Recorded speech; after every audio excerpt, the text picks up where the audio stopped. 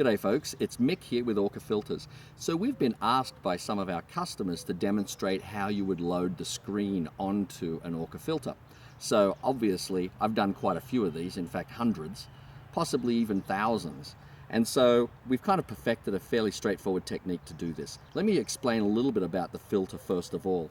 So on the filter we have main components. So we have these posts which have rungs across them. We have a central core which is what rotates around and we feed the filter media through.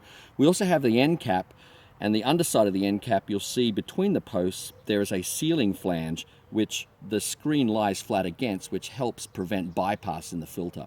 So basically the way we load this is we rotate it around and we find an opening. We grab our leading edge of our screen and we put it through onto the core.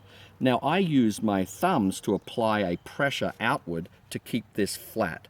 And what I do is I poke it underneath the posts and rotate it around. And as I'm rotating it around, I rotate the core and the filter itself until I get it under all of the posts, and then it starts to feed in underneath the screen that's being loaded into the filter. So now that I've done that, keeping it very flat, I push it in just slightly to get it started, and then I rotate the screen around again, and you can see the double layering of the screen around the core. What I need to do is I need 2 wraps around the core and then 2 wraps around the outside of the filter. My screen's 39 inches long, but I know from having done thousands of these that what I need to do is go 1, 2, 3, 4, 5, 6, and then about a half. And what I do now is I pull on the screen just to get rid of any slack around the core, and then wrap it around the filter housing around the posts. And what I'm hoping to get is this screen lying halfway between these posts. And you can see I've got a double wrap here, double wrap here, double wrap there, and that's how we want it.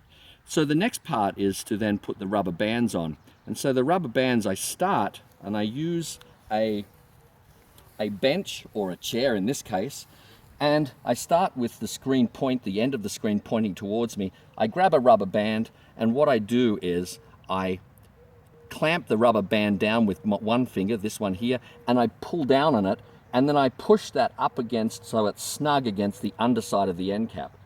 I do that for all of the 4 posts.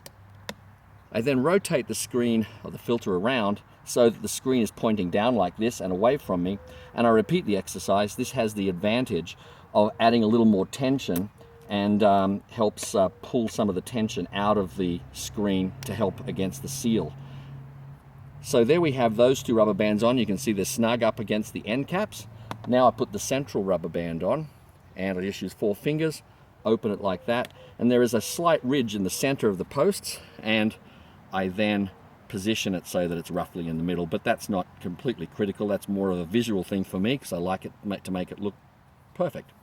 So it doesn't really matter if there are some ridges and things like that on the filter itself. That's all fine. The most important thing is that we've got a nice sort of seal against the sealing flange, and those bands are up against snug against the underside of the cap. So that's it. Thank you very much, and stay cool for the summer. Have a great summer, and if you have any questions or comments, please feel free to contact us through our website, and we'll be happy to answer any questions.